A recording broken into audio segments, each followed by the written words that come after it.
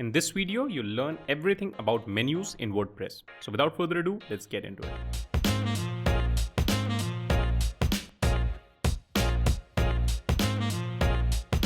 Hello and welcome to the Binary IQ. If you're visiting this channel for the first time, do consider subscribing and hitting that notification bell. Also, by the end of this video, if you learn something out of it, do not forget to hit that like button. It really helps us out. Now, menu, in the simplest of terms, is a list of navigation links. Now, these navigation links could be internal links pointing to one of your pages. These could be pointing to one of your posts. These could be pointing to one of your product page or the shop page itself. These could be pointing to the login page you have created for your visitors to come in and log into your site. Or these could even be external links pointing to one of your social media websites or to any other website you prefer. Now, a simple menu would look something like this. So you may have a home page, a about us page, blog page, shop page and a contact page, and you want the visitors to have a look at them. So you would provide them with a menu with these options. A complex menu would have sub menu items. Like for example, in this case, the about us page is a menu item which has its own sub menu items, for example, origin and team. And if we take it one step further, the shop menu item has sub menu items of men and women, which in turn have their sub menu items of shirt, shoes and dress, etc.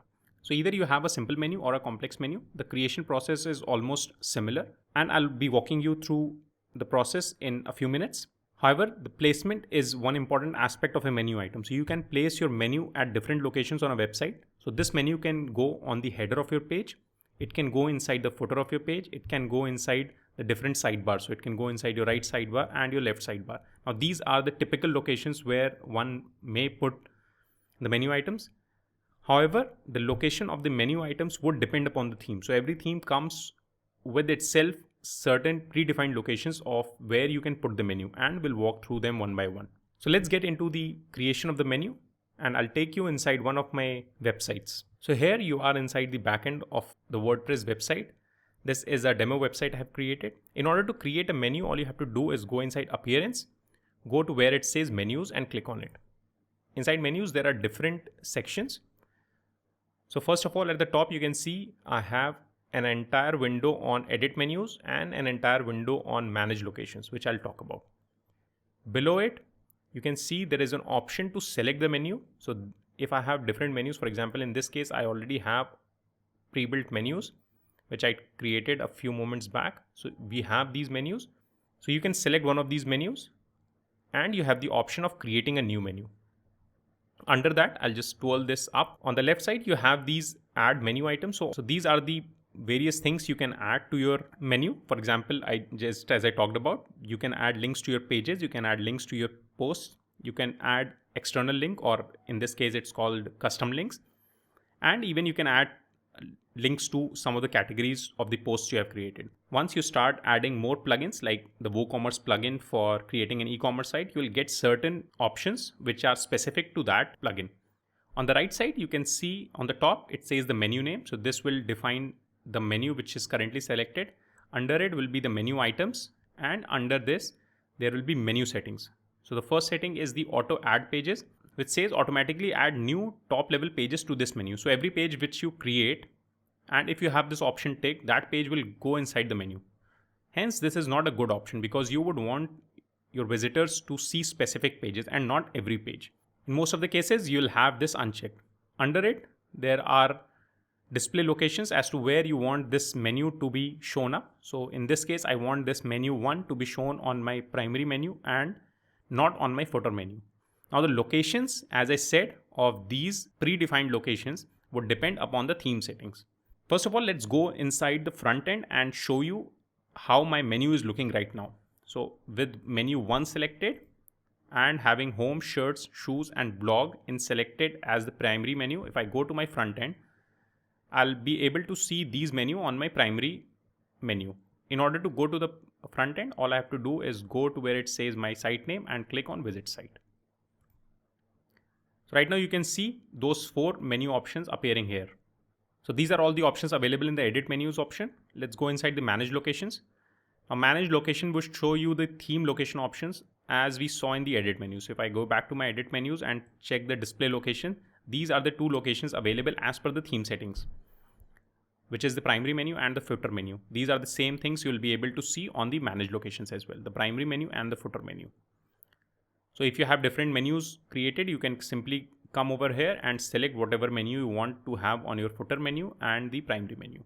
Just in order to show you how all this looks, what I can do is go to my themes and change this theme to some other theme. So right now I have this Astra theme selected. Let me select the 2017 theme for now. I'll just click on activate.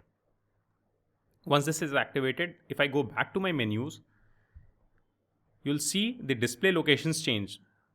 Before I had primary menu and the secondary menu. Right now I have top menu and the social links menu. So every display location would depend upon the theme settings. So let me go back and select the Astra theme again and activate it. So we'll go back to menus. Now let's create a simple menu. So in order to create a menu, you can simply go to where it says create a new menu. I'll just click on it. I'll give it a menu name. So I'll call it header menu. I'll click on create menu.